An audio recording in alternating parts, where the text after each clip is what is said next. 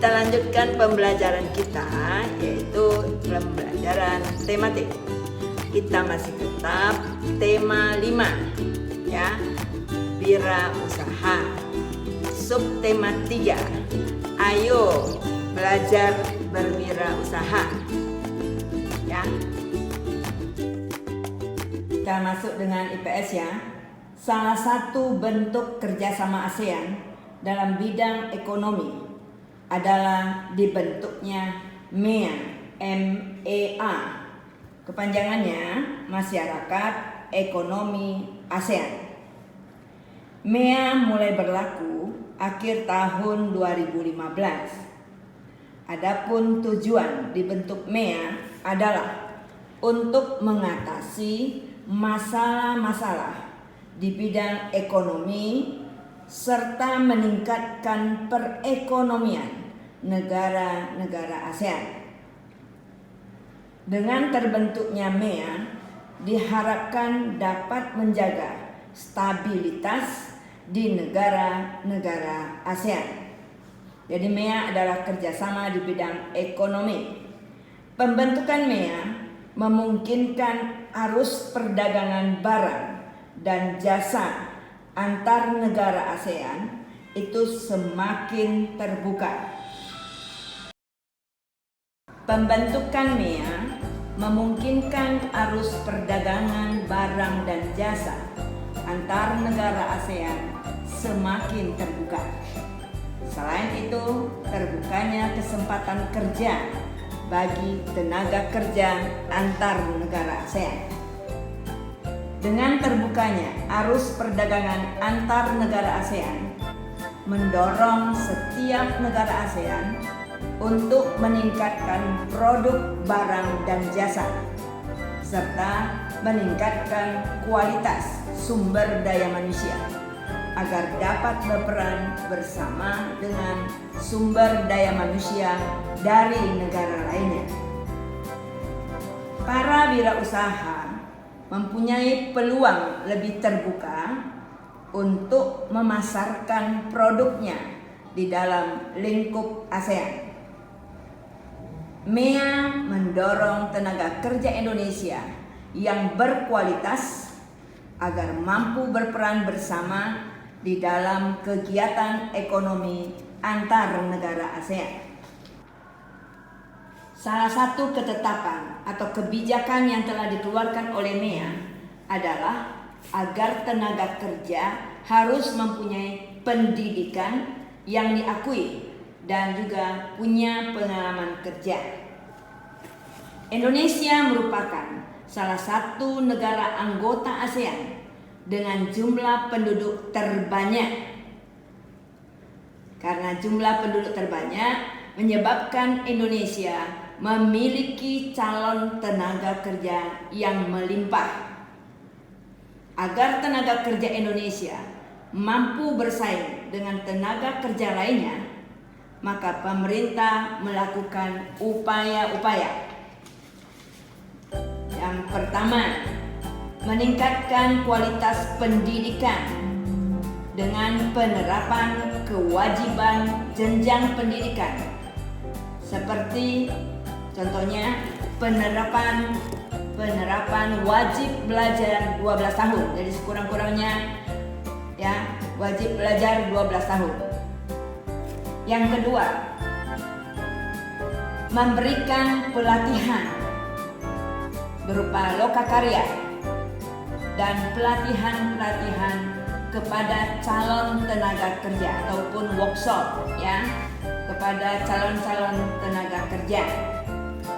Yang ketiga, memberikan bekal keterampilan yang dibutuhkan oleh perusahaan di negara-negara asing. Berikan keterampilan. Yang keempat, memilih calon tenaga kerja yang memenuhi persyaratan tenaga kerja yang diajukan oleh Masyarakat Ekonomi ASEAN atau MEA. Yang kelima, meningkatkan jumlah tenaga kerja yang terampil yang memiliki daya saing dunia. Jadi itu kira-kira usaha yang dilakukan oleh pemerintah agar tenaga kerja dari Indonesia mampu bersaing dengan tenaga kerja dari negara lain. Kita masuk pembelajaran PPKN. Yang lalu kita telah mempelajari tentang wirausaha. Apa itu wirausaha? Wirausaha ialah kegiatan ekonomi yang dilakukan oleh seseorang ataupun oleh sekelompok orang secara mandiri. Atau boleh juga wirausaha adalah orang yang berani melakukan kegiatan atau membuat produk ataupun jasa yang dapat memberikan manfaat bagi lingkungan sekitar. Di dalam menghadapi hambatan, seorang wirausaha harus memiliki sikap. Jadi sikap-sikap yang perlu dimiliki oleh seorang wirausaha di mana dia menghadapi hambatan atau rintangan. Sikap yang perlu dipunyai oleh seorang wirausaha. 1. Sikap kerja keras. 2. Sikap pantang menyerah. 3. Sikap tanggung jawab. 4. Sikap jujur. 5. Kreatif dan inovatif. Yang keenam, sikap disiplin. Yang ketujuh, realitas, berdasarkan kenyataan, ya. Jadi sikap-sikap itulah yang harus dimiliki oleh seorang wirausaha. Faktor-faktor yang harus diperhatikan saat akan melakukan sesuatu, ya, dimana wirausaha ingin melakukan sesuatu usaha, ya. Yang pertama, seorang wirausaha harus mempunyai minat, ya, dengan apa yang ingin dilakukan. Yang kedua, dia juga harus punya keterampilan. Yang ketiga, dia juga punya tingkat persaingan usaha dan mental yang kuat. Dia harus punya mental yang kuat, harus punya dapat mau bersaing dengan wirausaha lainnya. Supaya usaha kita dikenal oleh masyarakat, bagaimana caranya? Caranya adalah mempromosikan produk melalui bisa iklan, kemudian menawarkan produk secara langsung bisa kepada konsumen pemakai, ataupun membuka usaha di pusat keramaian. Jadi itu yang harus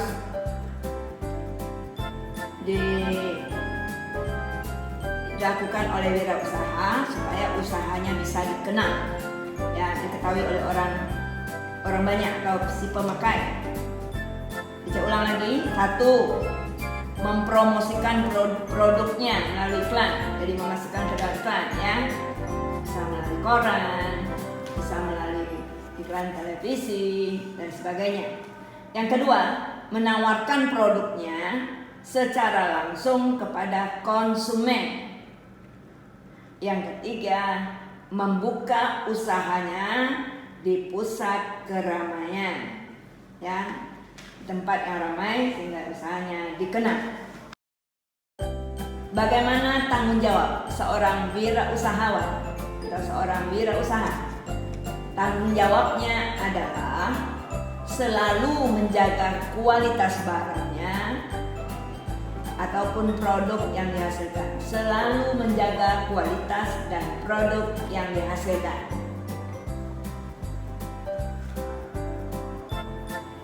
Bagaimana sikap seorang wirausaha jika ada pengusaha lain yang ingin membuka usaha yang serupa? Apa yang harus dilakukan oleh wirausaha itu? Yang harus dilakukannya ialah ia harus berani bersaing, tetapi persaingan yang sehat, yaitu dengan cara meningkatkan kualitas produknya dan selalu melakukan inovasi atau pembaharuan untuk mempertahankan pelanggannya.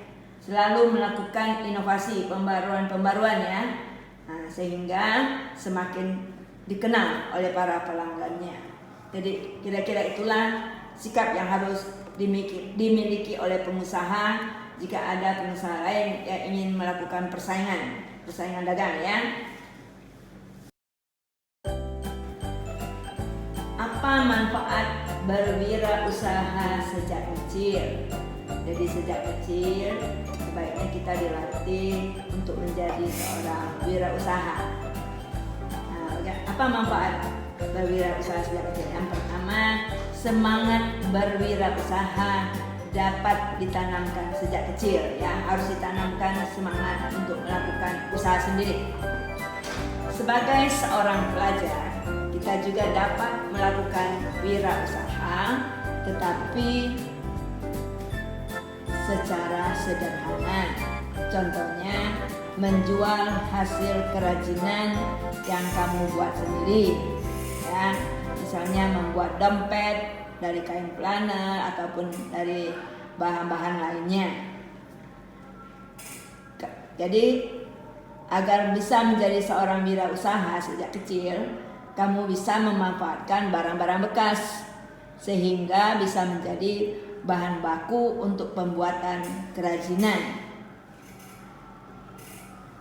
Adapun hasil dari penjualan tersebut, hasil penjualan barang-barang produk yang kamu buat itu bisa kamu tabung, ya. Jadi manfaat melakukan wirausaha sejak kecil, yang pertama, melatih jiwa berwirausaha sejak kecil. Yang kedua, mengembangkan kreativitas yang dimiliki. Yang ketiga, melatih diri untuk menghemat uang yang diperoleh. Yang keempat, memanfaatkan barang bekas sehingga menjadi barang yang layak dijual kembali. Yang kelima, mengasah potensi yang kita miliki. Yang keenam, meningkatkan persatuan di antara keluarga. Ya, jadi biasanya keluarga ikut serta, ikut membantu untuk melakukan sebuah wirausaha. Misalnya, adapun caranya anggota keluarga memberikan ide, umpamanya kegiatan apa yang bagus dilakukan. Jadi kira-kira itulah usaha, ya, ataupun manfaat dari melakukan wirausaha sejak kecil. Pernahkah kalian memperhatikan bungkusan makanan? Coba lihat di layar gambar bungkusan makanan, ya. Gambar bungkusan makanan itulah yang disebut dengan embalase. Embalase itu termasuk pembagian dari reklame, ya. Jadi reklame itu terbagi-bagi, ada yang kita sebut dengan spanduk, ada yang kita sebut baliho, ada yang kita sebut dengan poster, ya. Ada lagi yang juga kita sebut dengan billboard. Ya, jadi banyak jenis dari reklame. Ada yang kita sebut banner, ya. Nah, ini yang kita sebut dengan embalase. Jadi embalase ini adalah salah satu bentuk reklame berupa kemasan, di mana pada kemasan itu berisi informasi tentang produk tersebut, ya, informasi tentang produk tersebut. Bentuk embalase bermacam-macam. Ada yang berbentuk, jadi bungkus makanan itu ada yang berbentuk tabung, ada yang berbentuk balok, ada yang berbentuk kerucut, dan ada juga yang berbentuk prisma. Adapun kegunaan embalase, yang pertama, untuk melindungi produk agar tidak rusak. Jadi bungkusnya untuk melindungi isi dalam, ya. Yang kedua, menarik perhatian pembeli. Jadi kalau kemasannya atau bungkusnya bagus, maka pembeli akan berminat untuk membelinya. Yang ketiga, membuat produk lebih menarik karena pada bungkus itu ada gambar, ya. Yang keempat, memberikan informasi tentang produk. Bahan yang biasa digunakan untuk membuat kemasan, ya, untuk membuat embalase. Yang pertama plastik, yang kedua kertas, Yang ketiga bisa kaca. Yang keempat juga bisa kaleng. Contoh embalase. Ya, jadi kalau kita lihat contoh kemasan makanan, bahagian depan itu tertulis nama produk, nama jenis makanan. Yang kedua, kemudian dibuat lagi gambar produk. Jadi gambar mengenai makanan yang terdapat di dalam bungkusan tadi itu sesuai dengan isi dalam bungkus tadi ya. Berarti dibuatkan gambarnya. Yang ketiga, informasi produk. Seperti campuran untuk membuat bahan makanan tadi ya. Seperti komposisi dan informasi nilai gizi. Nilai gizi yang terdapat pada produk tersebut. Dan ini terdapat di bagian belakang kemasan, bukan bagian depan ya. Jadi bagian depan nama produk dan juga gambar produk. Itulah yang kita sebut dengan embalase. Berikut kita masuk dengan buklet. Ya.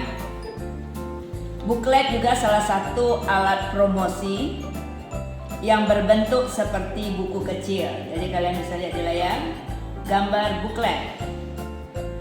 Buklet itu terdiri dari lembaran-lembaran kertas yang disatukan sehingga bisa menjadi bentuk buku, sehingga berbentuk buku ya. Buklet bersifat sebagai media promosi atau anjuran kepada masyarakat. Buklet biasanya digunakan oleh pemilik usaha untuk mempromosikan produk mereka. Isi buklet biasanya berupa informasi tentang produk. Misalnya buklet makanan, di samping itu berisi deskripsi atau cara penyajian makanan. Ya, ataupun kita beli barang-barang elektronik, di dalamnya ada buku kecil. Ya, buku kecil itu memberikan petunjuk kepada kita bagaimana penggunaan dari alat-alat tersebut. Bentuk buklet. Bagian-bagian yang ada pada buklet yaitu yang di luar sampul depan dan isi dari buklet. Sampul depan itu berisi judul buklet, gambar, dan keterangan singkat dari perusahaan. Bagian isi buklet berisi informasi lengkap tentang produk yang ditawarkan. Gambar yang digunakan pada buklet juga harus menarik sehingga pembaca nyaman saat membacanya.